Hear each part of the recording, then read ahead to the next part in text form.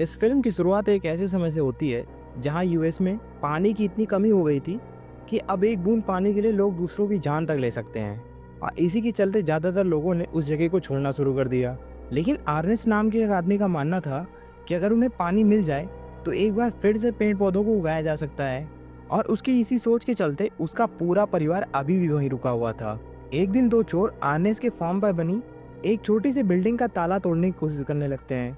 लेकिन तभी आर्नेस्ट ने उन दोनों को रगे हाथों पकड़ लिया, जिसके बाद उसने तुरंत ही उन पर गोली चला दी, जिस पर उसमें से एक चोर ने अपनी बंदूक निकाली, लेकिन उससे पहले ही आर्नेस्ट ने उसे मार डाला। और ये देखते ही वहीं साथ खड़े दूसरे चोर ने अपनी जान की भीख मांगनी शुरू कर दी। उसका कहना था कि किसी ने उन्हें बताया था कि यहाँ पानी छुपा कर रखा गया है। पर तभी आर्नेस्ट की नज़र उसकी बंदूक पर पड़ी और उस चोर की गोली चलाने से पहले ही उसने उसे भी खत्म कर दिया। इधर पास ही मौजूद आर्नेस्ट के बेटे जोरम का मानना था कि वो भी इस काम में अपने पिता की मदद कर सकता था। इसके बाद आर्नेस्ट ने उस दरवाजे को खोला जिसके पीछे एक पंप मौजूद था, पर बदकिस्मती से उन्हें वहां पर पानी नहीं मिला, जिससे निराश होकर उन्होंने अपना सफ़र फिर से शुरू कर दिया। वहां से निकलकर वो दोनों वाटरमैन से मिलने जाते हैं, जो कुछ लोगों का ग्रुप था जो शहर के सभी लोगों को पानी बेचते थे, जिसे सरकार ने कई गहरे कुओं से निकाला था। वहां पहुंचकर आर्नेस्ट ने उन्हें कुछ सामान दिया, जिसके बदले उन्होंने उसे थोड़ा सा पानी दिया। आर्नेस्ट अब काफ़ी समय से इन लोगों को अपने फार्म तक पानी पहुंचाने के लिए मनाने की कोशिश कर रहा था, और हर बार ये लोग उससे बहुत ज़्यादा पैसे मांगते थे। रास्ते में वापस आते वक्त अचानक से उसका खच्चर नीचे गिर गया, जिस वजह से उसे काफ़ी चोट आई। और उसके दर्द को ख़त्म करने के लिए आर्नेस्ट को मजबूरी में उसे गोली मारनी पड़ी। और इधर जोरुम को भी इस चीज़ का बहुत दुख था। वापस घर पहुंचने पर आर्नेस्ट की बेटी मैरी ने उन्हें खाना दिया, जिसके बाद वो मिट्टी से बर्तन धोने लगे। पर तभी आर्नेस्ट को एक जोर की आवाज़ आई, और जब उसने बाहर जाकर देखा तो उसे पता चला कि मैरी चुपचाप अपने बॉयफ्रेंड से मिलने गई थी। अगले दिन आर्नेस्ट और जोरूम अपने खच्चर के बदले सिम नाम के एक रोबोट को खरीदने के लिए सैम के ऑक्शन में पहुंच जाते हैं। उस रोबोट के लिए उनके साथ साथ सैम के बेटे फ्लेम ने भी बोली लगाई थी। और कांटे की टक्कर के बाद आखिरकार आर्नेस्ट ने सिम को खरीद लिया, लेकिन अब उसके सर पर कर्जा और ज्यादा बढ़ गया था। जिसके बाद वो लोग हॉस्पिटल में आर्नेस्ट की बीवी कैथलीन से मिलने के लिए जाते हैं, जो एक एक्सीडेंट के बाद से चल नहीं पाती थी, और अब उसे चलने के लिए हॉस्पिटल की एक खास मशीन का इस्तेमाल करना था, जो बहुत ही ज़्यादा महंगी थी। और अब आर्नेस्ट और उसका पूरा परिवार कैथरीन को वापस ले जाना चाहता था, तो उन्हें वो मशीन भी खरीदनी पड़ती। कैथरीन के साथ समय बिताने के बाद वो लोग वापस घर के लिए निकल जाते हैं, जहाँ रास्ते में उन्हें रॉबी और सूज अपने बेटे के साथ दिखाई देते हैं। इसके बाद आर्नेस्ट और जोरूम पेट्रोल पंप पर गए, जहाँ अपनी गाड़ी की टंकी भरने के बाद आर्नेस्ट ने थोड़ा सा पेट्रोल पी भी लिया।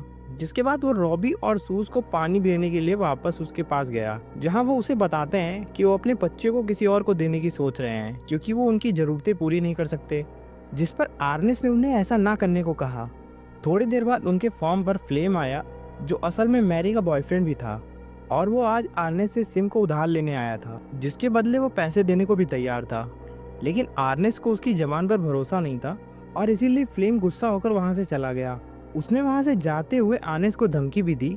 इसके बाद अगली बार जब आर्नेस्ट उस वाटरमैन से मिला तो सिम की वजह से उनके बीच में अच्छी बातचीत शुरू हो गई, जिसके बाद वो लोग उसके फार्म तक पानी पहुंचाने के बारे में सोच रहे थे। और इसीलिए आर्नेस्ट ने अपने फार्म पर एक कुआं खोदना भी शुरू कर दिया, ताकि वाटरमैन उसकी जाँच कर सकें। वापस घर जाते वक्त उसकी नज़र फ्लेम पर पड़ी, जो काफ़ी तेज़ रफ्तार से आ रहा था। घर आकर आर्नेस्ट ने देखा कि उसका रोबोट सिम तो गायब हो चुका था, और आर्नेस्ट को शक था कि इसके पीछे फ्लेम का ही हाथ है, और इसीलिए वो तुरंत उसके पीछे सैम को ढूंढने निकल गया। थोड़ी देर बाद आर्नेस्ट पहाड़ों के बीच छानबीन करने गया, तो अचानक किसी ने उसे मुक्का मारकर बेहोश कर दिया। और जब उसकी आंख खुली तो उसने देखा कि वाटरमैन गैंग ने उसे घेरा हुआ था, जिनका आरोप था कि आर्नेस्ट ने सिम का इस्तेमाल करके उनका सारा पानी चोरी कर लिया है। आर्नेस्ट ने उन्हें कई बार समझाने की कोशिश की, पर उनके लीडर कैलब ने उस पर हमला कर दिया, जिसके बाद उनके बीच में लड़ाई शुरू हो गई।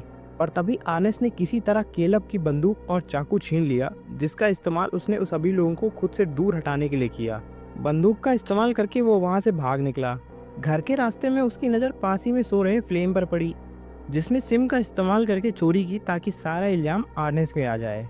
लेकिन आर्नेस्ट ने चुपचाप अपनी बंदूक उस पर तान कर उसके उठने का इंतजार करने लगा, जिसके बाद उसने फ्लेम को सिम से बांध दिया, और वो चोरी किया हुआ सारा सामान वाटरमैन को वापस देने के लिए कड़ी धूप में ढूंढने लगे।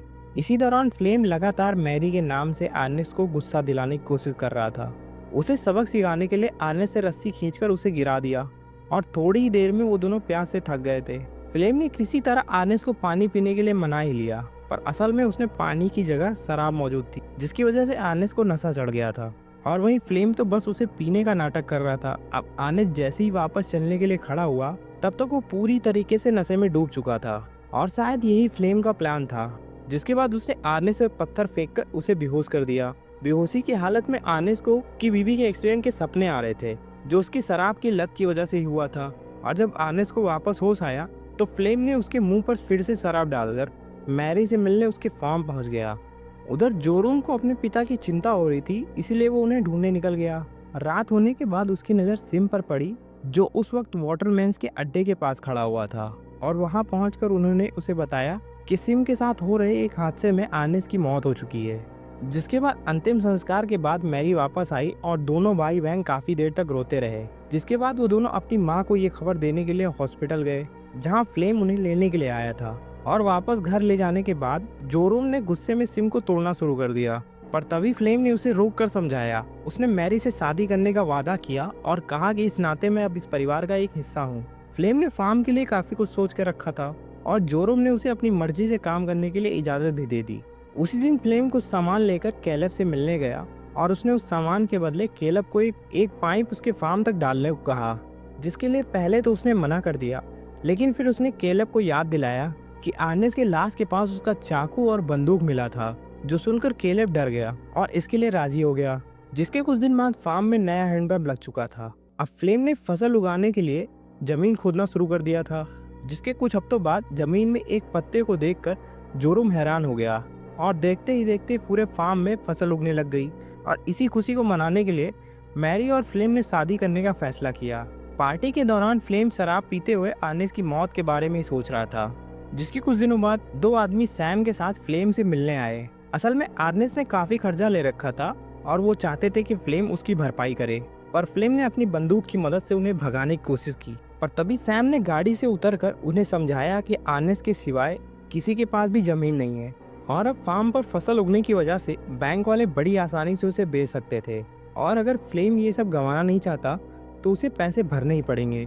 इसलिए उसी रात फ्लेम ने सिम के साथ रॉबी और उसके बच्चों को ट्रक में ये कहकर बिठाया कि वो बाजार में सिम का भाव पता करके इसे बाजार में बेचकर उस बाजार पहुंचकर उसने रॉबी की मर्जी के बिना ही उसका बच्चा बेच दिया। और जब उसने अपना बच्चा वापस मांगने की कोशिश की तो उसके खरीदारों ने उसे वहीं पर गोली मार दी। और जब उन्होंने फ्लेम के ऊपर हमला किया तो वो तो वहां से भाग निकला, लेकिन इसी दौरान कुछ गोली सिम को भी लग गई थी और जिससे उसका फैक्ट्री मोड एक्टिवेट हो गया था। जिसके बाद वो अपनी मर्जी से अपनी फैक्ट्री की तरफ बढ़ने लग गया। अगले दिन फ्लेम ने बच्चे को बेचकर आए पैसे से बैंक के कर्जे को भर दिया और सबको बताया कि उसने सिम रोबोट को रॉबी को बेच दिया है। वहीं दूसरी तरफ से वो अपने असली मालिक कैलेवन के यहाँ पहुँच गया था, जिन्होंने उस पर आर्नेस का नाम पढ़कर उसके फार्म में कॉल कर दिया, जिसे जोरून ने उठाया। और क्लेविन से बात करने के बाद उसे फ्लेम पर शक हो गया था और इसलिए उसने बाजार जाकर जांच करने का फैसला किया। उसी दिन खाना खाते हुए जोरून ने फ्लेम से रॉबी के बारे में पूछा, लेकिन उसका कहना था कि रॉबी ने सिम को खरीदने के बाद अपने परिवार से मुंह मोड़ लिया है। वहीं जोरून सच जानता था और इसीलिए वो घर पर झूठ बोलकर बॉर्डर पार जाने के लिए निकल गया। बॉर्डर पर नाबालिग होने की वजह से उसे रोक लिया गया था, पर तभी उसकी मुलाकात ऐना से हुई, जो पैसों के बदले बॉर्डर पार करा सकती थी। जिसके लिए जोरून तुरंत तैयार हो गया और इसके बाद ऐना ने उसे एक मुर्गी से भरे ट्रक में बैठा दिया और कुछ ही घंटों बाद वो ट्रक शहर में आ गया। जिसके बाद ट्रक से उतरने के बाद वो एक बार फिर ऐना से मिला, जो उसे फैक्ट्री तक ले आई। इसके बाद जोरून जाकर क्लेविन से मिला, जिसने उसे सिम के सारे फंक्शन के बारे में बताया और साथ ही उसने बताया कि असल में सिम की आंखों में कैमरा लगा हुआ है, जो कि हर समय कुछ ना कुछ रिकॉर्ड करता है। उसकी रिकॉर्डिंग को चलाकर क्लेविन ने जोरून को अकेला छोड़ दिया। रिकॉर्डिंग में अपने पिता को दोबारा देखकर जोरून काफी हैरान हो गया था, पर तभी उसने देखा कि उसके पिता का असली हत्यारा फ्लेम ही था और ये देखकर वो जोर जोर से रोने लग गया। उसी शाम कई साल के बाद पहली बार फार्म के ऊपर बारिश भी हुई और इधर वापस आने के बाद जोरून ने फ्लेम के साथ बिल्कुल पहले की तरह बर्ताव किया और साथ ही उसे सिम के बारे में भी बताया, जो अब गैराज में खड़ा था। और अपने झूठ को छुपाने के लिए फ्लेम कहने लगा कि शायद रॉबी शर्म के मारे उसे छोड़ गया होगा। एक दिन फ्लेम और जोरून जानवरों का शिकार कर रहे थे, लेकिन फ्लेम से एक भी निशाना नहीं लग रहा था, इसलिए उसने बंदूक में खराबी बताकर जोरून को निशाना लगाने को कहा। फ्लेम बिल्कुल जोरून की बंदूक के सामने खड़ा था, लेकिन उसने खुद पर कंट्रोल करके सिर्फ हिरन का शिकार ही किया। वापस घर आकर जोरो ने बंदूक को छुपा दिया और खाना खाते वक्त उसने फ्लेम को बताया कि रॉबी उससे मिलना चाहता है और फ्लेम इस बात को मानने को तैयार ही नहीं था। लेकिन फिर अगली सुबह फ्लेम को एक लेटर मिला जो जोरूम ने रॉबी बनकर उससे लिखा था। उसमें रॉबी ने फ्लेम को पहाड़ी के पीछे मिलने के लिए बुलाया था। जाने से पहले फ्लेम अपनी बंदूक ढूंढ रहा था, पर तभी जोरूम ने उसे बताया कि उसने बंदूक को ठीक होने के लिए दिया है।